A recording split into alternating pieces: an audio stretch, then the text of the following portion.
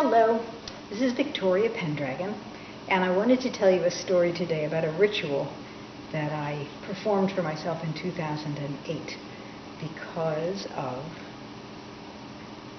the other dimensional quality of it. This was a ritual that I felt I needed to perform as I was setting out on a new life. I had just divorced my second husband, and I was setting out for the first time in my life to live far away from where I grew up, which was in the Philadelphia and New Jersey area. I was moving up to Rhode Island to be near to my daughter. And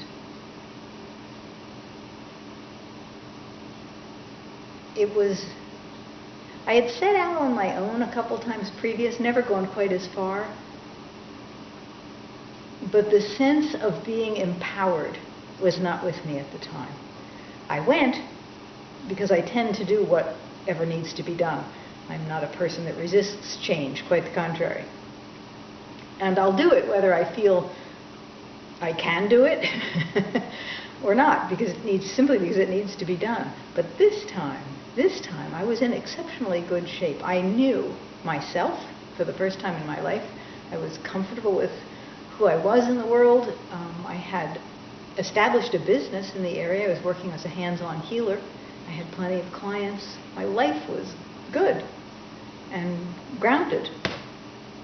And so this was a big deal to move away from everything that I knew supported me.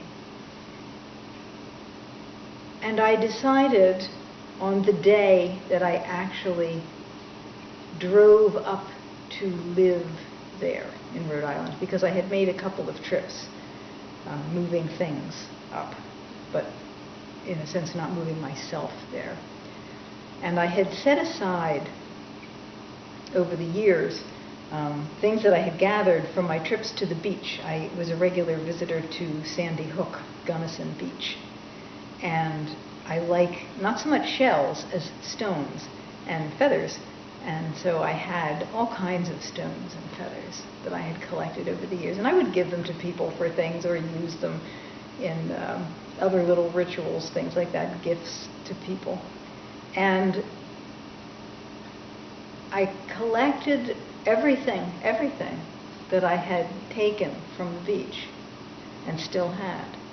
And I took it with me and went all by myself alone on a weekday in, I guess it was June or July, June, that I moved up there. And but during the week, there are not very many people on the beach, and it was a cool day. It was a cool summer that year. And so when I got there to the beach, there was no one around.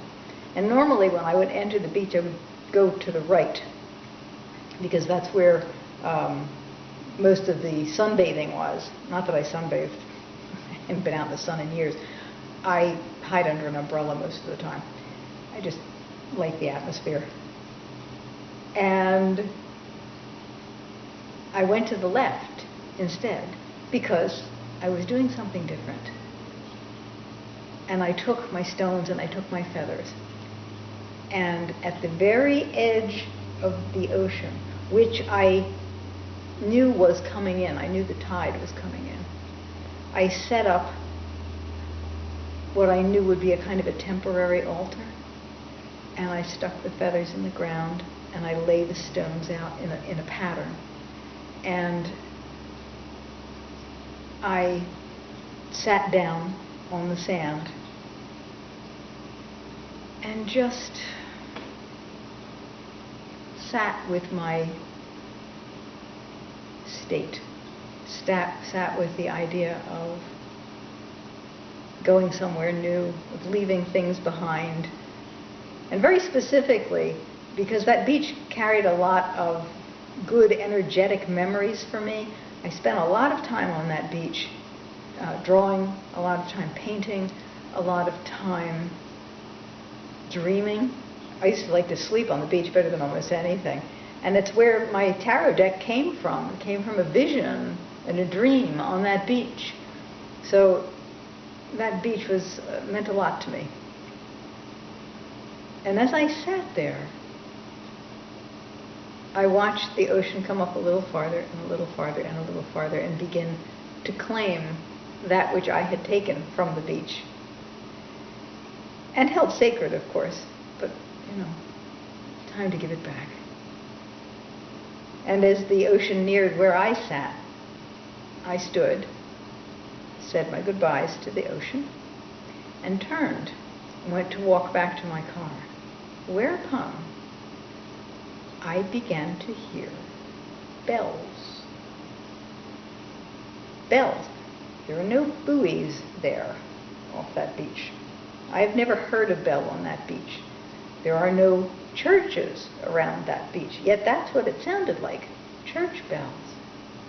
And it rang, and I stood and I looked and I turned back, toward the ocean to see if I could see where this was coming from. There was nothing to be seen, just ocean and beach and me.